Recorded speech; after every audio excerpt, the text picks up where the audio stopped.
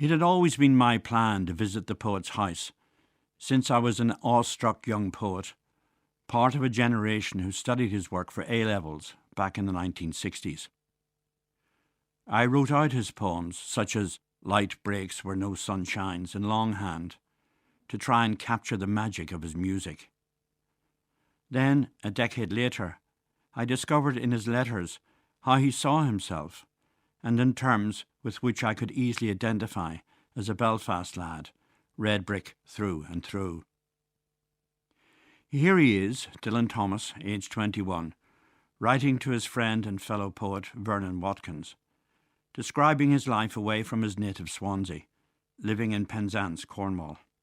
It's 1936. The out of doors is very beautiful, but it's a strange country to me, all scenery and landscape. In place of the magnificent Cornish countryside, the townie Thomas yearns for his Swansea terraced home. I'd rather the bound slope of a suburban hill, the elms, the acacias, Rookery Nook, Curlew Avenue, to all these miles of green fields and flowery cliffs and dull sea going on and on. In its stead, Thomas makes a surprising admission. I'm not a countryman. I stand for, if anything, the aspidistra, the provincial drive, the morning cafe, the evening pub. And a little later, man made his house to keep the world and the weather out, making his own weathery world inside. Strange words indeed for the world-famous poet of the dramatic Welsh coastlines and hillsides. Or are they?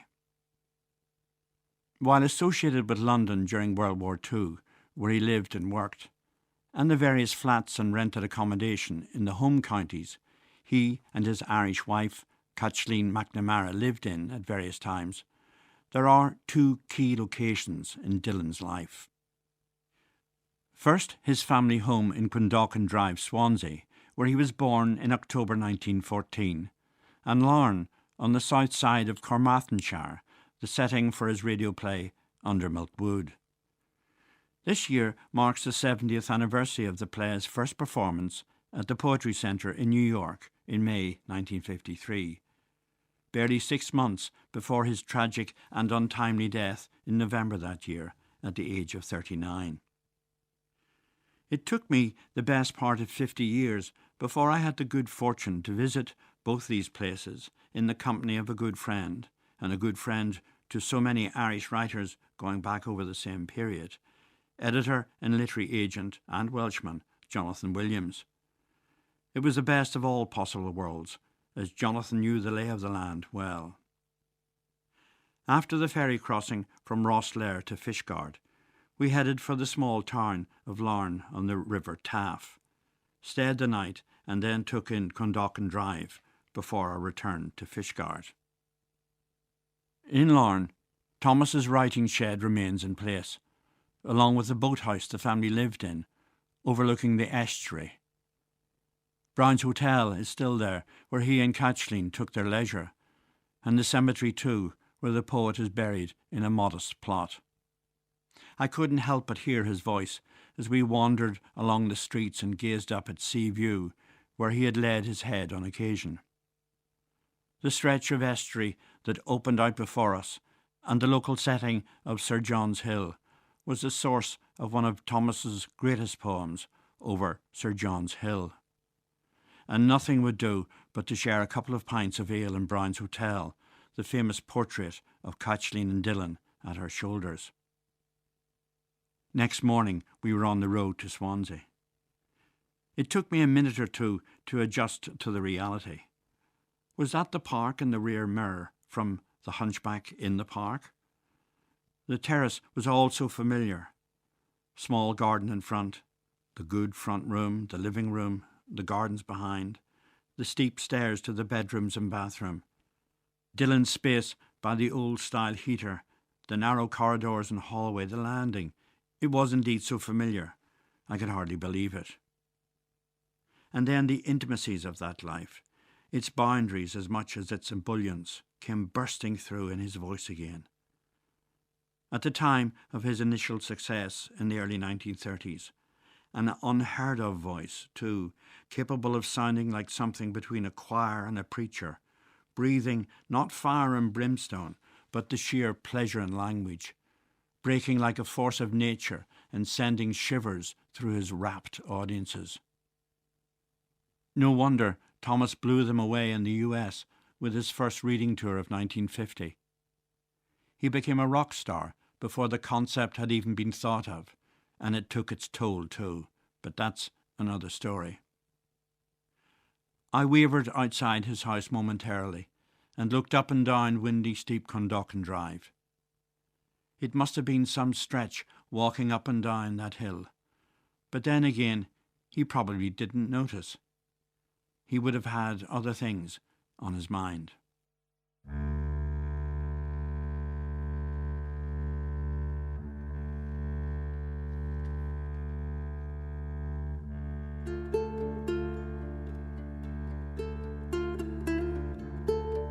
Remember me, Captain? You're Dancing Williams. I lost my step in Nantucket. Do you see me, Captain? The white bone dog. I recently published my memoir, and while I was writing it, I was trying to come up with different ways of telling the story, which is a difficult story to tell. And this piece sort of came from it, and I thought this is actually a standalone piece. It doesn't belong in the book, and it's called Teenager. She has plain brown hair and weighs 11 stone, which she finds repulsive. In her diaries, poetry and drawings, and over blue pick pen swirls of horses' manes, she has written over and over lists of things she must achieve. Lose weight, stop eating, get a boyfriend, be interesting. Nothing is enough. Nothing she can offer is enough. Nothing she has to give is enough. She helps, she is afraid, she wants to be useful. She hovers, she hopes, she writes gratitude lists. She apologizes, she says sorry, she excuses herself. Playing as a child, she had to be urged by adults to take part. One time, a friend's mother overheard her talking to a doll, as if the doll was a real baby. She and the friend's mother made sudden, brief eye contact as the mother smiled her way up the stairs of her home. Shame stung and suffocated, and although she continued playing in that house, she would never let go to that extent again. She would never lose control like that again. And then the time came for parents to stop organising playdates, and then the time came for street playing to stop. And although she didn't know it then, one summer day she called in to neighbours for the last time. She eventually played her last play in the green, cycled her last cycle home. She makes up fake social activities so she doesn't look like a loser, even though she isn't a loser and isn't even sure what a loser is anyway. She befriends the outcasts, the unpopular, the unwanted, the laughed at, the excluded. She goes on walks with them at lunchtime and feels sorry for them, like she is a charity worker, and also grateful, so grateful for them. Her heart aches with empathy, and she wishes she wasn't so soft, such a pushover, so weak. She wishes she had a bit of the edge and harshness some of the cool girls have, some of their bite. She will never have their bite. She does have bite. She doesn't realise she has bite. She will get bite eventually. She relinquishes this desire and tries to forge her own identity, but finds it hard to know who she is. She has never gotten to know herself. She doesn't know how to begin. The who of her has never been heard. The sight of her has never been seen. She maintains a facade that keeps her safe. She orchestrates, she shows off, she humble brags, she overachieves, she pretends, and she aches, and she works hard, she does her best. She is doing her best and always feels that she is doing her worst. She is funny and puts herself down, but in a funny way, so it's okay. She carries inexplicable guilt, and the weight of it takes the lightness out of her eyes. She takes the blame for unearned misdemeanours in order to alleviate this guilt. She doesn't know why she does that. Her friends are baffled, so she makes out like she is a martyr and sacrificing herself, and no one can say anything then. She is privileged, and she knows she is. She carries the guilt. She is soft and sensitive, and she watches. Her intuition is deep and deft, but she doesn't know it yet, can't separate out sensitivity and intuition. She has friends. She doesn't trust the friendships. She doesn't know what friendship is. At lunch in school, she asks her group, "What are we doing at the weekend?" And someone replies, "Who's we?" And she doesn't say another thing, doesn't try again to say another thing. She watches others. She takes her cues. She knows she is a leader but follows anyway. She knows she is strong but pretends to be weak, steps behind and into shadows out of fear of light, out of fear of her own light, for fear of what the power of it could do. She is aware somewhere that all of this fragmentation and insecurity is normal, just normal, and she knows that many others have it far, far worse. But everywhere she looks, she is the odd one, the soft one, the silly one, the stupid one. She is far from stupid.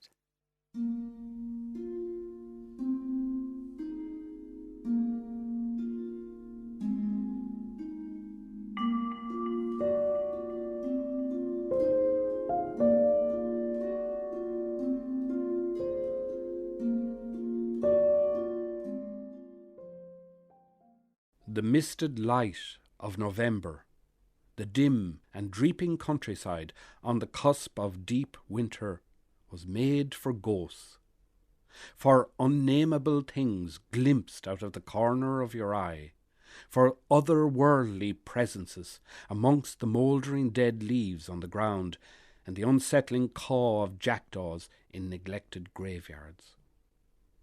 The night sky, too, feels more full of stars that betray the poppy-seed smallness of our planet in an impossibly vast cosmos, and pose the momentous dilemma that either we are entirely alone in the universe or there are other forms of life out there. And what are our native ghosts but a version of the same mystery? Either we arrive into this world for a short while and then we are gone, and that's all there is to it, or there are other dimensions we find hard to apprehend. I'm a natural skeptic, mostly thanks to my mother. When we were little, we lived in a farmhouse without a washing machine or dryer. My mother had a lot of laundry to contend with, done in the sink or tub, using suds and a corrugated washboard. If it looked like there would be a fine, dry, early morning, she'd hang her washing out the night before on an extensive wash line erected some distance from our house. Draping great loads of laundry on the line in the depths of the night, she'd come back into the house having seen shooting stars and meteors, darting bats and white barn owls. And my father, instead of offering to hang out the washing himself, would shake his head and say, "One of these nights you'll meet a ghost, or the fairies will bring you." Nothing of the sort ever happened. And neither have I ever bumped into a ghost.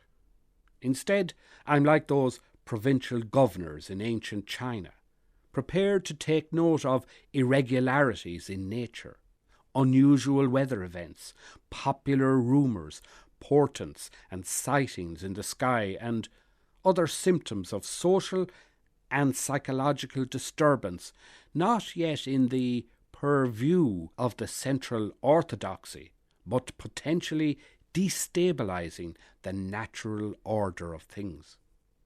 Just lately, at the top of the road that passes our front door and ends at the sea, I met a neighbour who told me he'd seen a ghost. The figure of an older man in an orangey-red jumper close to the strand where we stood, there 1 minute and vanished when approached. My neighbour, a down-to-earth family man, is genuinely shaken, genuinely perplexed. He's had an experience he finds it difficult to come to terms with, and he needs to talk about what he's seen. I appreciate his distress.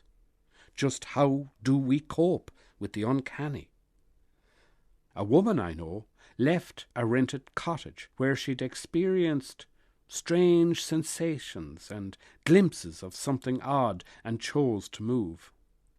Another young woman and her partner rented the same property after she left. The young woman woke in the night to find a big man in a checkered patterned shirt seated at the end of her bed. discreet inquiries suggested she'd seen the deceased original owner. For several years, the back door of the same house had been locked, the key lost. Eventually, the couple found the key, and with the back door in use again, the ghost went, as if no longer held back. I find even first-hand accounts of hauntings as plausible as this hard to accommodate. Because if I lived in a house where I saw someone who ought to be dead hovering in a checkered shirt at the foot of my bed, I'd have jumped out of my skin. First with fright, but also with terror and confoundment at the collapse of everything I believed in. The truth being that the almost casual adaptability of people to the experience of seeing ghosts stood for me as proof that they were mistaken. But then, what's to be done about seeing a ghost? It's an estranging experience, and the only part of it you have any control over is the intensity and duration of that estrangement. You've met with the dead, and you still have to get on with life. Which means it really doesn't matter what I believe. It doesn't matter whether the encounter truly happened or not with a ghost, or an unidentified flying object, a fairy, an apparition, a moving statue, a leprechaun. In the writing workshops I give, I've often worked with people who've had an inexplicable encounter. Mostly they are older people. What I consider remarkable is that the encounter may have taken place when they were children or young adults, and still they remember the experience and the strangeness of it. When so much else is forgotten, people's names, places, relatives, the whereabouts of valuables, a brush with the supernatural lingers. The otherness of it occupies a lifetime. In this sense, the haunting is as real as it gets.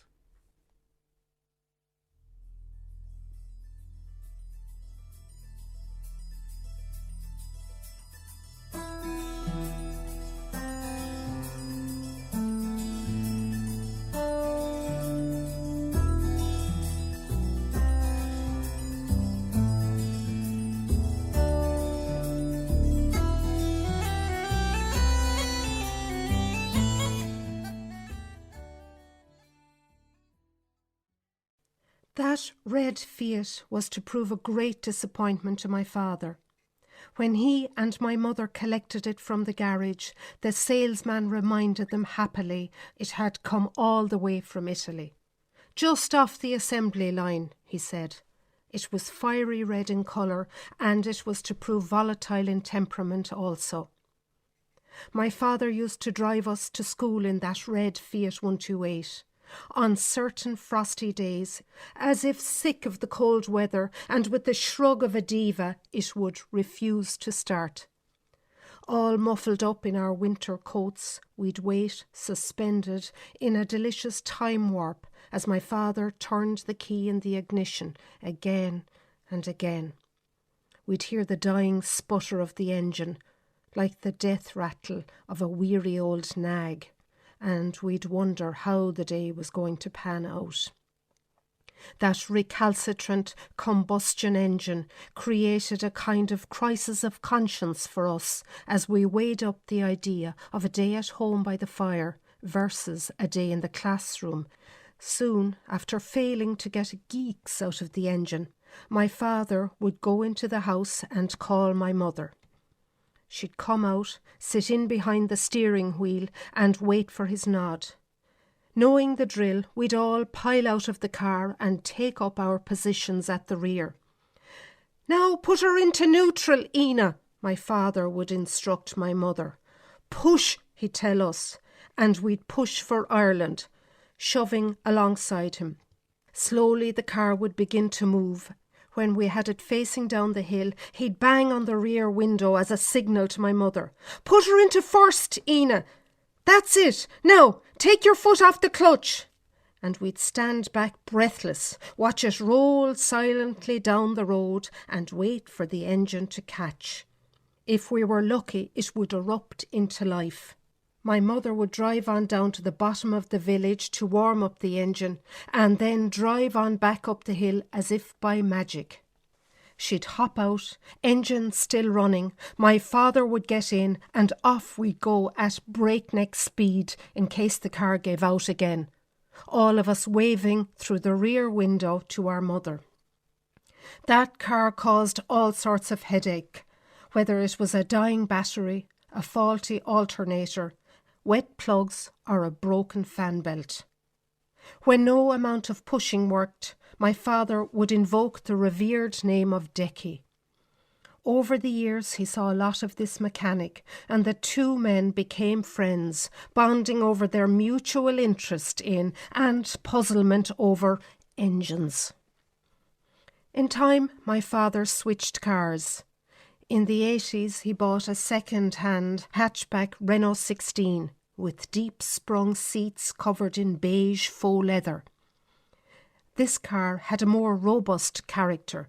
Its girth and heft appealed to my father, and mostly it ran smoothly. When rusty holes began to appear in the floor, he patched them up with contact paper and old HB ice cream posters. This was long before the days of the NCT. The last car my father drove was a Toyota Corolla, and it was his pride and joy. That's a great car, he'd say. Even when the locks jammed and there was mould growing up along the seams of the chassis, he'd never hear a word said against it. Who says cars are not anthropomorphic, that they don't take on the characteristics of their owners? In the end, this loyal car, which had never let him down, sat patiently outside on the tarmac, waiting for him, growing creakier by the month, a bit like himself. Finally, no longer able to drive from place to place, my father had to content himself with the sight of it sitting outside. There it remained for many years, until my father decided to let his youngest take it over. He didn't like parting with those car keys. It was like he was saying goodbye to an old friend. But he knew it was time, and so reluctantly he handed them over to her, knowing he would never drive again.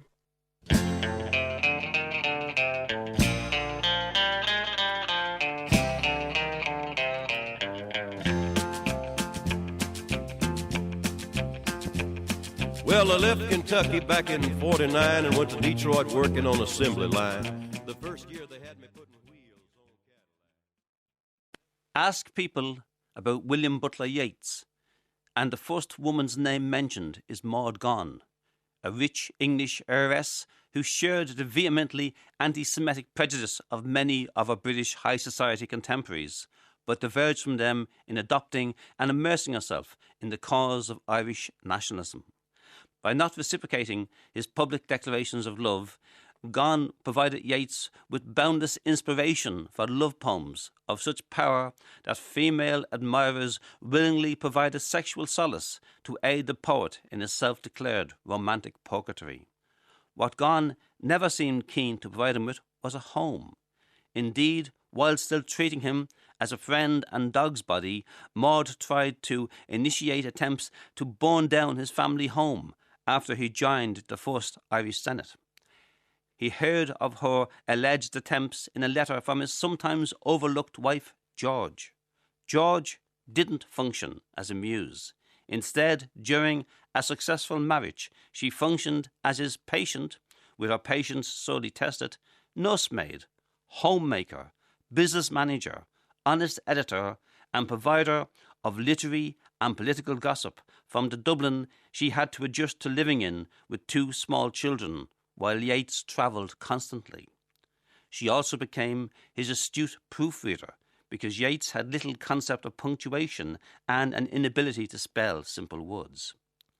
When their young family precariously lived in Torballylee amid the dangers of civil war, it was George who painted the ceiling in shades of leftover paint because the nearest shop involved an 8-mile cycle. When the tower regularly flooded. It was George who swept away mud and worms from the ground floor, while the poet remained undisturbed, writing upstairs. When the IRA blew up the bridge and their 2-year-old son became ill, it was George who got the boy to Dublin by train for an operation.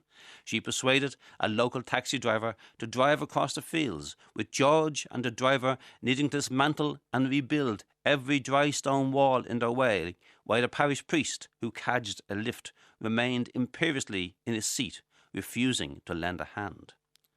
Their marriage probably seemed an unlikely union in 1917 when the 52-year-old Yeats proposed to 24-year-old George Hyde Lees, who knew she was his third choice of bride.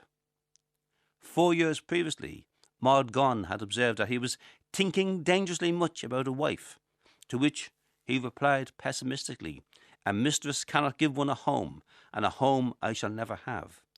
When Maud's estranged husband, Major John McBride, was executed in 1916, it spurred Yeats into proposing again to Gonne. After Gonne rejected him, Yeats startled her young daughter Isolde with a marriage proposal. Only when Isolde wisely rejected the man she regarded as an uncle figure did he focus on George. George moved on the fringe of Yeats's literary circle in London. Her mother was related by marriage to Olivia Shakespeare, one of Yeats's mistresses. George's best friend had married Ezra Pound, a friend of Yeats. George shared with Yeats an interest in the occult and astrology. So, although always in the shadow of her famous spouse, she proved an inspired choice, not just as a wife, but more importantly, as a highly intelligent and loving life companion. As someone immersed in theatre, Yeats knew that first nights can be fraught with stage fright. When the first night of her marriage to a man twice her age verged in the stage fright direction, George showed her mystic and practical side and created a new bond between them by engaging with him in a discourse of occult automatic writing. This free-flowing practice of the subconscious provided philosophical insights for his writing, but more importantly, it created a sufficiently erotic undertow to ensure that he fathered 2 children. During their courtship, he addressed her in letters as "my beloved" and signed himself "yours with love." These were the only false notes in their correspondence. Soon, but with no less affection, she was simply "my dear Dobbs," his pet name for her, and his letters ended "Yours affably, W.B. Yeats." He wrote to send her drafts of poems and requests for fresh socks and various medicines. Maud Gonne hogs the limelight as Yeats's idealized lover, but George steered him through his last decade when he wrote his greatest poems. She never sought the limelight, was under no illusions about his infidelities, and suffered moments of despair. But she deserves to be celebrated in her own light, as his soulmate, whose opinion he trusted the most. When Yeats spent 20 minutes trying to locate an electric socket for the barber who came to shave him, it was George who reminded him that the Rathfarnham house didn't possess electricity. Maybe she wasn't a muse, but in not braining him at such moments, perhaps she came closer to being a saint.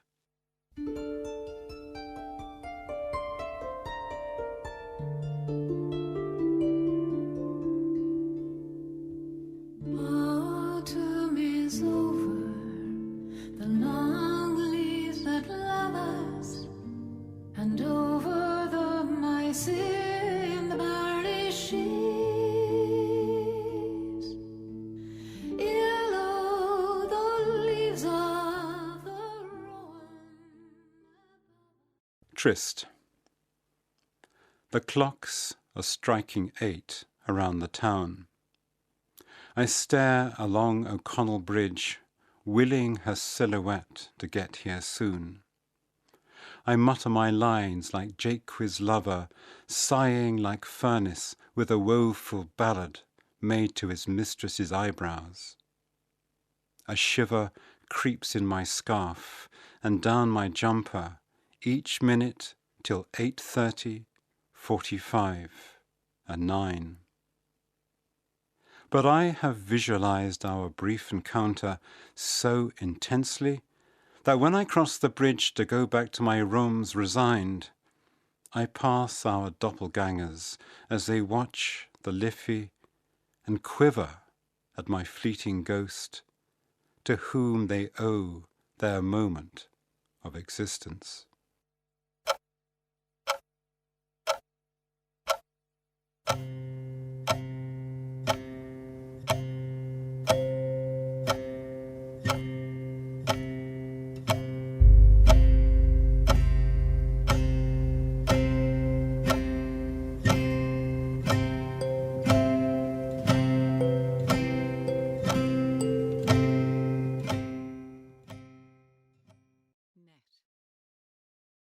Texts, emails, phone calls, tweets, crisscross frequencies. All year you made your net in the air above the town. Against the current they came, bards, poets, storytellers of all kinds, meeting, separating, meeting again. Children chalked their myths under our feet. There was talk of vision quests, scythes many shapes, and Fionn, the secrets he learned from Finnegas. Fire of song, light of knowledge, art of extempore recitation. We sang an Aboriginal song to the rocks at Mahon Falls, dived into the pool. Sacred hazels, gold and silver scales, our finned throats, our tails. On this morning's programme, we heard Visiting Dylan Thomas's Home Place by Gerald Daw, Teenager by Mia Doring, Ghostly Encounters by Brian Layden, Car Troubles by Catherine Foley, In Her Own Light by Dermot Bulger, Trysts, a poem by James Harper, and Net, a poem by Lanny O'Hanlon. The music was Captain Cat and His Drowned Sailors from Under Milk Wood by Dylan Thomas, performed by Keris Matthews. A Lost Girl from the soundtrack to The Secret Garden by Dario Marianelli. King of the Fairies by Jean-Luc Lenoir. One Piece at a Time by Johnny Cash. The Falling of the Leaves, a Yeats poem set to music by Raymond Driver and sung by Eleanor Shanley with Kevin Burke. And The Clock by Paul Simon. And it's the season for new books. All the writers this morning have recent books out. Dermot Bulger's latest book is Other People's Lives. Gerald Daw's new collection is Another Time, Poems 1978 to 2023. Brian Layden's new novel is Love These Days. Catherine Foley's new poetry collection is Auron Shrodvalya, Village Song. Lanny O'Hanlon's debut poetry collection, Landscape of the Body, will be launched tomorrow evening in Waterstones in Cork. James Harper's debut novel is The Pathless Country, shortlisted for the John McGahern Prize. And Mia Doring's memoir is Annie Girl, and that script of Mia's, Teenager, is included in Sunday Miscellany, a selection 2018 to 2023, which has just been published by New Island Books. And Sunday Miscellany's Christmas programmes will be recorded next month in not one but two live events with the RTE Concert Orchestra. The first is in the National Concert Hall, as is the annual tradition, on the evening of Tuesday the 5th of December with writers including Angela Flannery, Paul Howard and Michael Harding. See nhc.ie. And the following night, Wednesday the 6th of December, Sunday Miscellany and the RTE Concert Orchestra will have a second Christmas concert in Wexford at the National Opera House, with writers including Claire Keegan, Paul Rouse and Joe Brennan. For tickets to that event, see nationaloperahouse.ie. Sunday Miscellany's broadcast coordinator is Elaine Conlon and the producer is Sarah Binchy. You've been listening to the Sunday Miscellany podcast. For more from us, you can follow the programme on Facebook, Twitter, Spotify or Apple Podcasts. Just search for RTE Sunday Miscellany.